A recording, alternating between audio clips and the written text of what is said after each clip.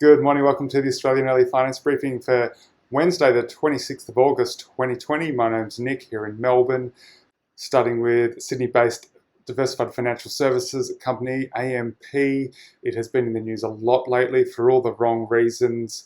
A lot of cultural issues where there's been sexual harassment claims, rather shocking ones, dealt with rather disappointingly to most people's opinion.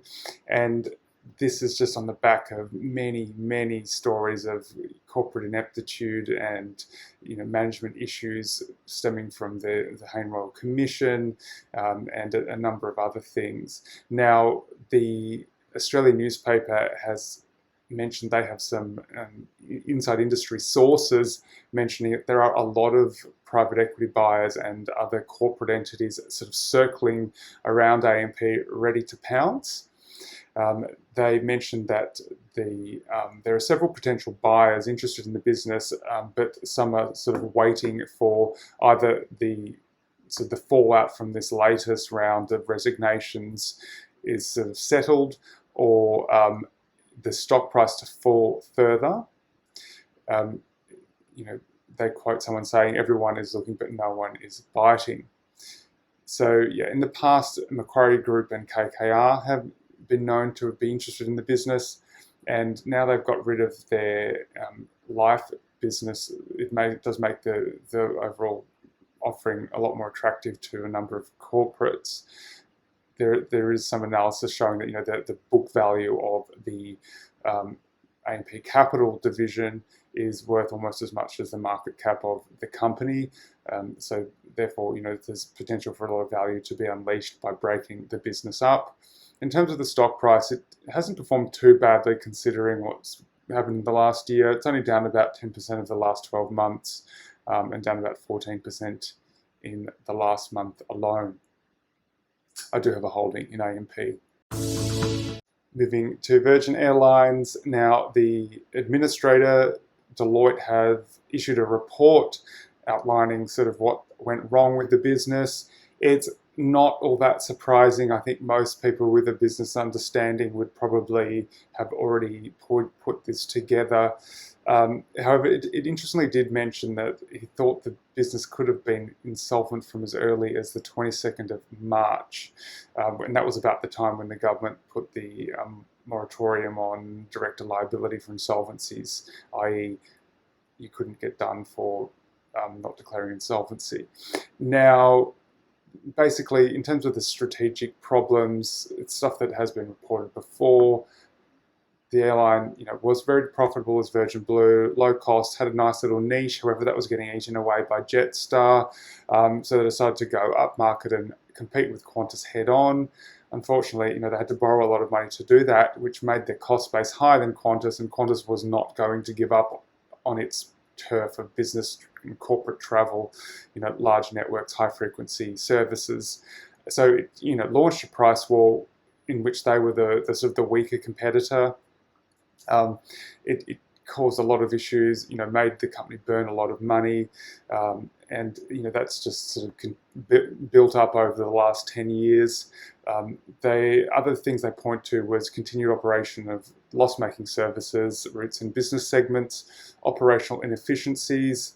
So, for example, all the crewing was done at Brisbane when obviously most of the domestic markets in Sydney and Melbourne. So there's a lot of overnight stays and accommodation costs apparently with that. The revenue did grow over the last 10 years. However, it wasn't a profitable growth. So yeah, basically the strategy failed, and that's where it's ended up. Okay, moving to ESG investing. It's a really growing part of the market. In Europe, there's been hundreds of billions of inflows in the last year into funds ESG related. We're seeing similar trends here in Australia. We've got, for example, the BeachShares ESG ETF. There's also Perpetual launching a couple of ESG related funds this year for the Australian market.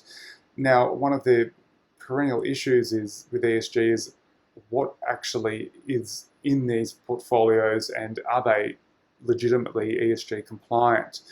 It's very hard to measure a lot of these things. even things such as governance is very hard to measure, and particularly supply chains with complicated global networks these days. Even if a company says it doesn't use a sweatshop in its manufacturing, who knows if their supplier shares those views. It's very hard to drill down at that level. Now, the European Union has been doing a lot in this area to try and build sort of a common set of standards to allow capital markets to clearly be able to see where these things are being adhered to and allocate accordingly. So some of the things they've looked at or put in place is the Sustainable Finance Disclosure Regulation, and then we've also got the European SRI Transparency Code that they're working on at the moment.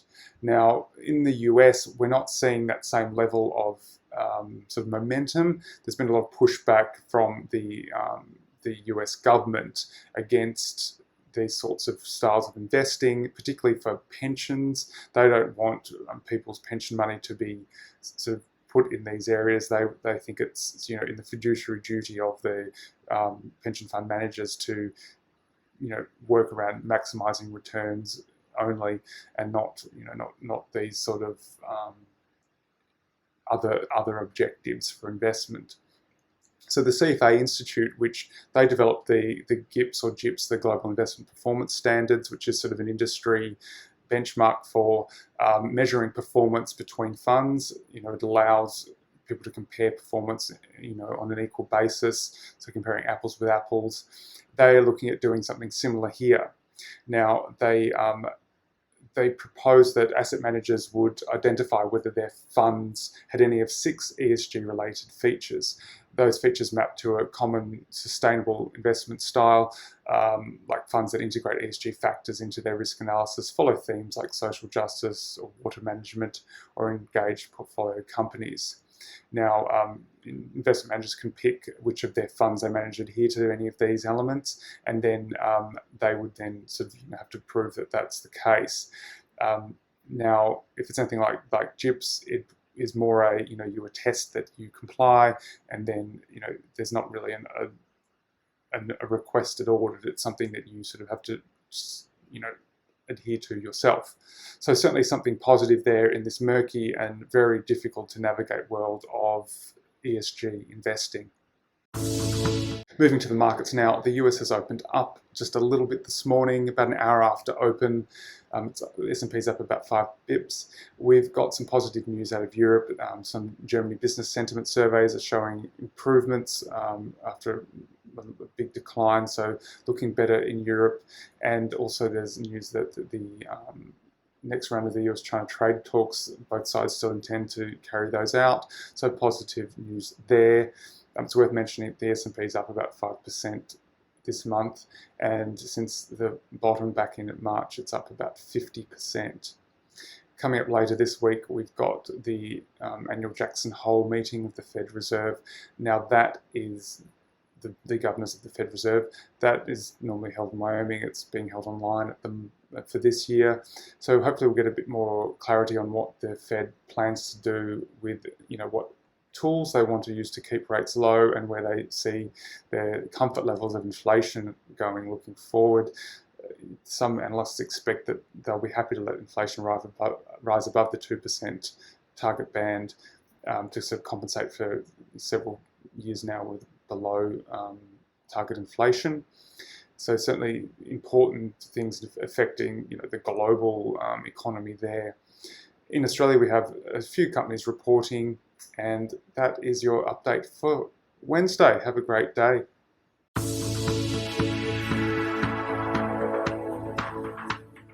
This podcast is for investment professionals only and should not be relied upon by private investors. The podcast is provided for informational purposes only and does not constitute financial advice. The values of investments can go up or down, so you may get back less than you initially invest.